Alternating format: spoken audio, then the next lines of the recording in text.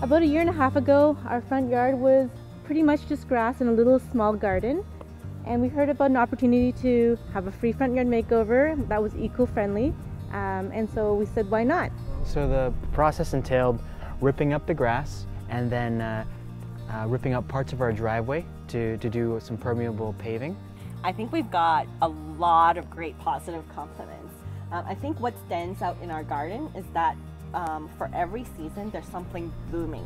It's just beautiful in color, and it just makes anybody that drove by want to stop by to take a look. We would highly recommend planting native species, planting a garden that uses the water resources more effectively. It's not as big of a challenge as you might think, and it could easily be done in small steps. I am the project manager for Toronto and Region Conservation Authority's Lake Wilcox SNAP program. We are looking to work with the local residents and local businesses to retrofit, to bring older communities up to modern standards in terms of reducing some of the harmful effects of residential neighborhoods on the local environment. The eco-landscaping program actually evolved out of the front yard makeover program. We started with a series of workshops on native plants and on designing eco-landscaping. We invited all the participants who were interested in our program, and we talked to them about what it actually required to undertake a landscaping project. Following the workshop, we arranged a single day where soil was delivered to each of the participants, where wood chips, where plant kits had already been delivered. On that day, we brought volunteers, we brought tools, we brought our landscape designers, and we had a planting day. So we made really good progress today. We have the landscaping fabric down. We dug the trenches for the water reservoir. We removed all the grass as well. We got all the plants in place.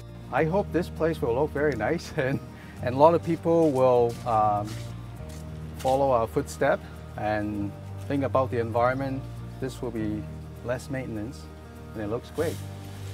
They've got some native plants that are quite spread out in a more formal arrangement, and they become really, really good drought-tolerant plants that you won't need to water half as much. It's a great kind of symbiotic relationship. When you bring these plants in, you kind of enhance the overall habitat of the neighborhood. So you basically make neighborhoods healthy places to live.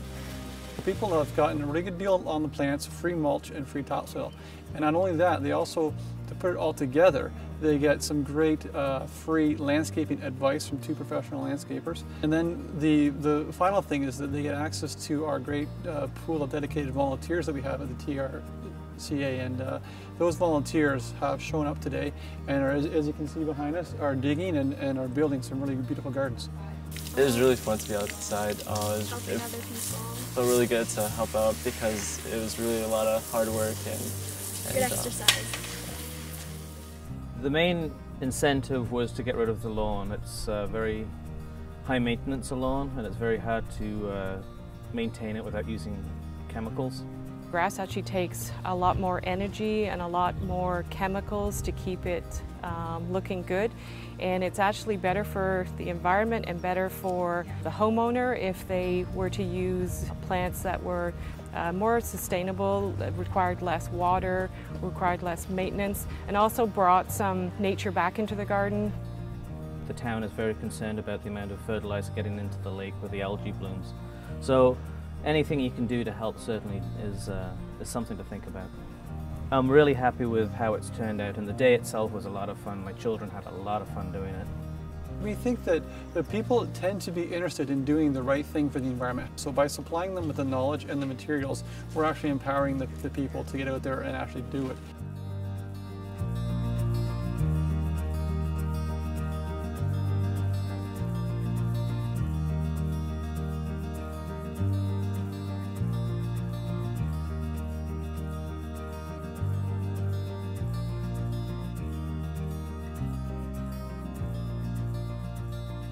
The Lake Wilcox Sustainable Neighborhood Retrofit Action Plan, or SNAP, continues to offer programs in support for eco-landscaping. For more information on how to get involved with our current programming, please visit our website or contact us by email.